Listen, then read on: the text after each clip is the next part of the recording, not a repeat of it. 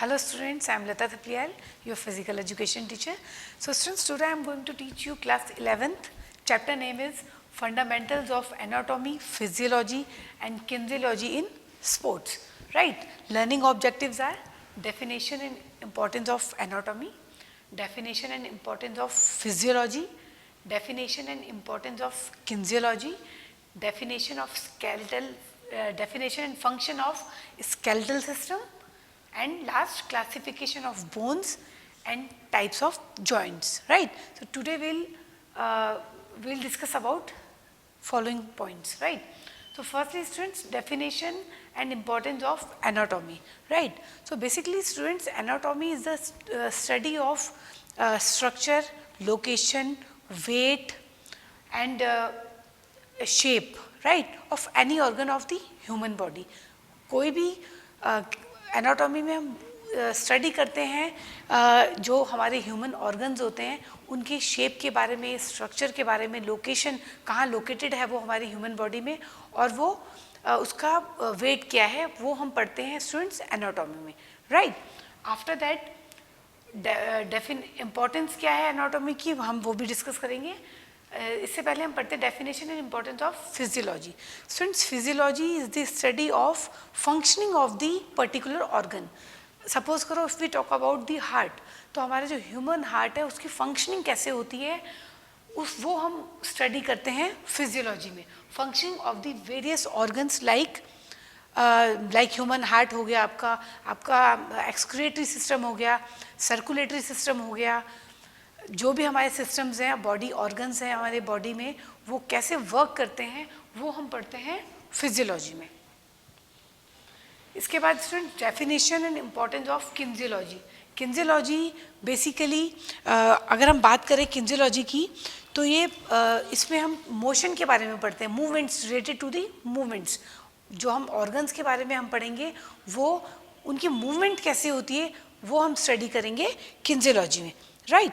So students, kinesiology is a science that deals with organized system of information related to our motion.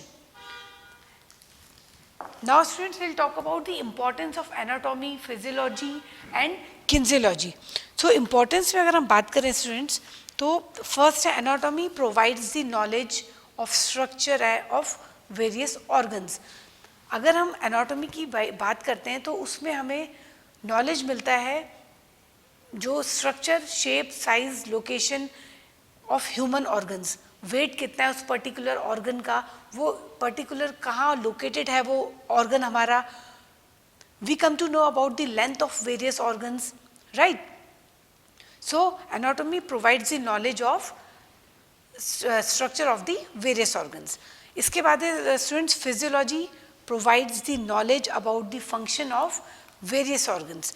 जो हमारा physiology है, मैंने आपको बताया कि वो उसमें हम फंक्शनिंग पढ़ते हैं, जो हमारे ऑर्गन है वो कैसे फंक्शनिंग करते हैं. सपोज करो हम सर्कुलेटरी ऑर्गन्स की, सर्कुलेटरी सिस्टम की बात कर रहे हैं, उसमें हमारे जो सिस्टम्स आएंगे उसमें आर्टरीज आएंगी, पल्मोनरी आर्टरी आएगी, पल्मोनरी वेन्स आएंगी. जो हमारा आर्टरी है उसमें हमारा प्योर ब्लड होता है, जो वेन्स हमारा है उसमें हमारा इम्प्योर ब्लड होता है. पल्मोनरी वेन है हमारा इम्प्योर ब्लड है. तो वो वर्क कैसे करता है हमारी बॉडी में, ट्रांसपोर्ट कैसे करता है वो ऑक्सीडेटेड ब्लड को, वो हम पढ़ते हैं स्टूडेंट्स फिजियोलॉजी में. तो physiology provides the knowledge about the functions of various organs. Physiology में हम जो भी फंक्शनिंग होती है उस वेरियस ऑर्गन्स की, हम वो स्टडी करते हैं फिजियोलॉजी में. इसके बाद है useful in the prevention of sports injury. Students, अगर आपको पता है कि स्ट्रेन है, कॉन्ट्यूजन है, एब्रेशन है और लैक्सरेशन है, these are the common sports injuries. तो अगर if we know about the detail knowledge of human anatomy and physiology, so we can easily cure from that particular injury, right. So sports injury हमें पता है कि simple sports अगर हम कोई भी पार्ट ले रहे हैं किसी भी इवेंट में, जो इंजुरीज के चांसेस रहते ही हैं, but if we know about the proper knowledge about the physiology and anatomy, then we can easily use these subjects in our competition.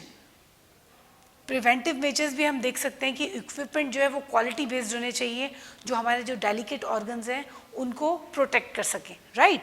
So useful, ये बहुत यूज़फुल है in the prevention of sports injuries में. Next है student, serve in the process of rehabilitation. Rehabs जो होते हैं, आपने देखा होगा जो रिहैब सेंटर्स होते हैं हमारे ऑल ओवर इंडिया में हर स्टेट्स में है. उससे क्या होता है, उनमें जो रिकवरी पीरियड होता है हमारा, वो जो है वो बहुत कम हो जाता है, जिससे कि हमारी जो परफॉर्मेंस है उस पर इफ़ेक्ट पड़ता है.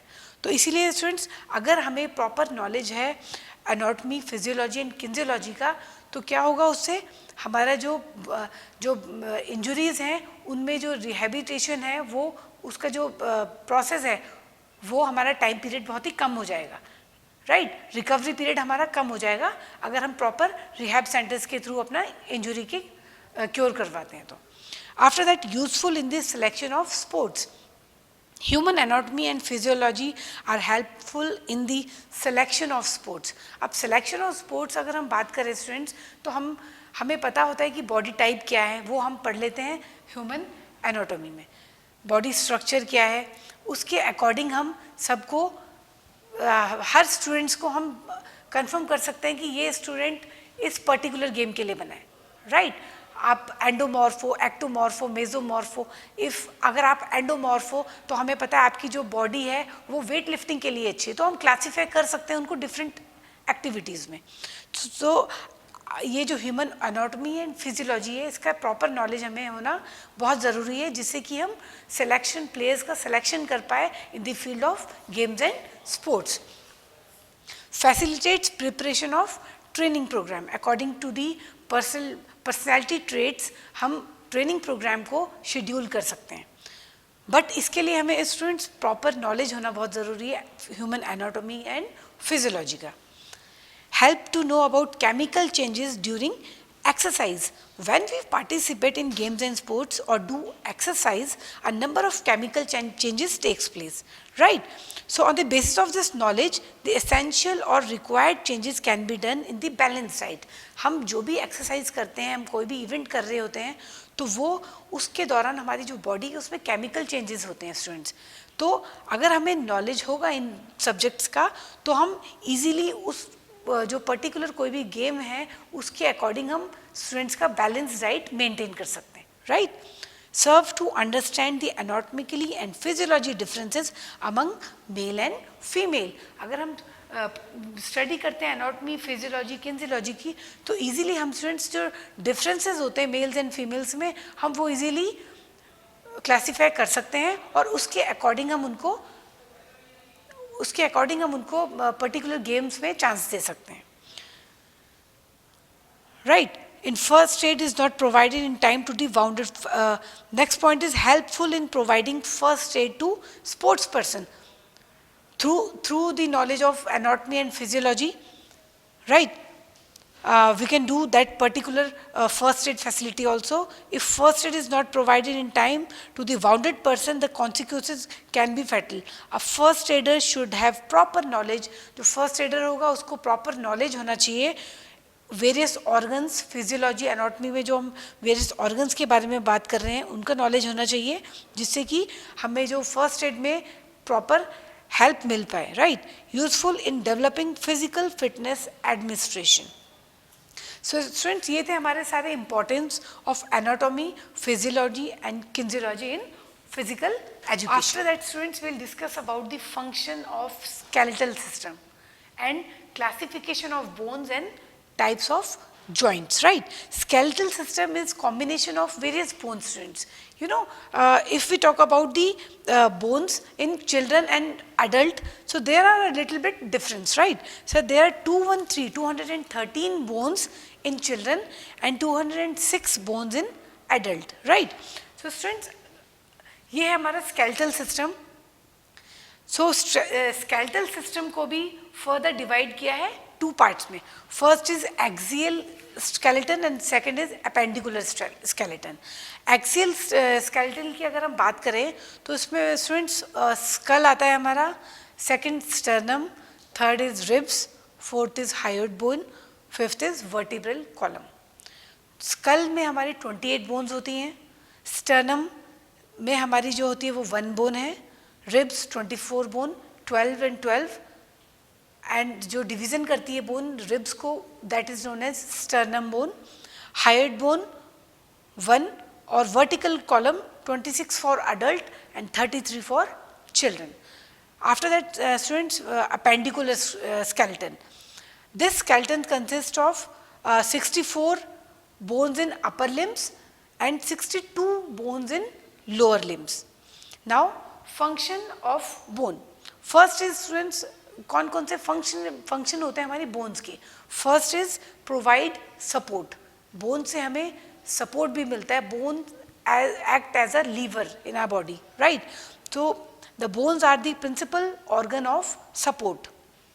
They support, ये हमारी whole body को support करते हैं bones. Second है provide protection. जो हमारे delicate organs होते हैं उनको ये protection provide करते हैं, right? Bones provide protection for some of the soft and delicate organs of the body. इसके बाद है students bony system serve for the attachment of muscle. आप देखते होंगे हमारी जो बोन्स हैं वो मसल से अटैच होके ही हम कोई भी पर्टिकुलर मूवमेंट कर पाते हैं. अगर हमारी जो बोन्स हैं वो मसल से अटैच नहीं होंगी, और बोन जो मसल से अटैच होती है उनमें टेंडन्स, लिगामेंट्स, कार्टिलेज, ये बहुत ही इंपॉर्टेंट फैक्टर्स हैं, इंपॉर्टेंट कंपोनेंट्स हैं जो बोन को हमारी मसल से अटैच करते हैं. तो bony system serve for the attachment of the muscle. कोई भी मूवमेंट करने के लिए हमें बोनी सिस्टम को हमें स्केलेटल मसल्स के साथ कंबाइन करके हम कोई भी इजीली मूवमेंट कर सकते हैं. Bony systems give shape to the body. Bones plays a vital role in shaping the body. ये प्रॉपर शेप को भी हमारे प्रॉपर शेप को बनाता है. It may be responsible for the long or short stature. After that act as lever. जो bones होती है हमारी वो एक लीवर की तरह एक्ट करती है. Passive instruments for locomotion. Locomotion मतलब जो भी हम मूवमेंट कर रहे हैं वो हम इजीली कर पाते हैं थ्रू दी बोन्स. इसके बाद है students classification of bones. First है students long bone. Long bone अगर हम बात करें स्टूडेंट्स तो long bones are found mainly in the upper and lower limbs. जो लॉन्ग बोन होती है हमारी वो अपर एंड लोअर लिम्स में ही फाउंड होती है. These bones act as lever in our body and help in making movement possible. कोई भी ये जो बोन्स हैं वो हमें मूवमेंट करने में इजी हो जाता है इन बोन्स के through.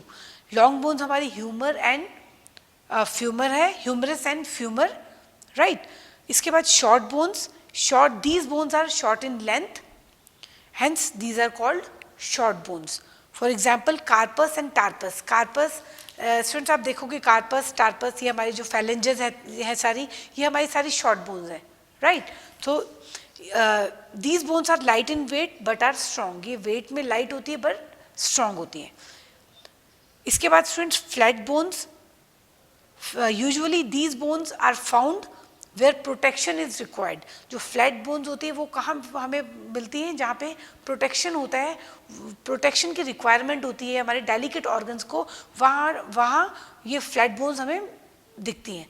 Such as the bones of skull, scapulae and ribs. There is always a large surface on flat bone for the attachment of muscles. इसके बाद students irregular bone and sesamoid bone. Irregular bones जो हमारी है वो peculiar shape में होती है. So these bones can not be grouped under any preceding heads, right. इनके अंडर में कोई प्रिसीडिंग हेड्स नहीं होता, that is known as irregular bones. Sesamoid bones a seed of the sesamoid and idios from the resemblance, right. After that students will discuss about the classification and types of joints. Joints अगर हम देखें students so there are basically 3 types of joint: immovable, movable और slightly movable, right. So immovable students वो होते हैं जो move easily नहीं हो पाते. Slightly movable जो बहुत ही slightly move होते हैं, और थर्ड है आपका फ्रीली मूवेबल जो कि इजीली हम कहीं भी फ्रीली मूव करने के लिए वो प्रॉपर फ्री होते हैं. सो इमूवेबल जॉइंट स्टूडेंट्स अगर हम देखें तो स्कल का जो हमारा जॉइंट है वो है दैट इज इमूवेबल जॉइंट जो कि मूव नहीं होता है, राइट. इसके बाद जो हमारा सेकंड है slightly movable joint. These joint surfaces of bones are separate by some intervening substance and only slight movable is possible. सिर्फ कुछ ही मूवमेंट्स होती हैं जो कि पॉसिबल हो पाती हैं, इसीलिए इसे स्लाइटली मूवेबल जॉइंट कहा जाता है. Third is freely movable joints, जो कि हमारा ग्लाइडिंग जॉइंट्स हो गए, ग्लाइडिंग हिंज जॉइंट हो गया, हमारा हिंज जॉइंट हमारे ये हो गया स्टूडेंट्स. तो ये जो जॉइंट्स हैं हमारे, ये हमारे फ्रीली मूवेबल जॉइंट्स हैं, राइट.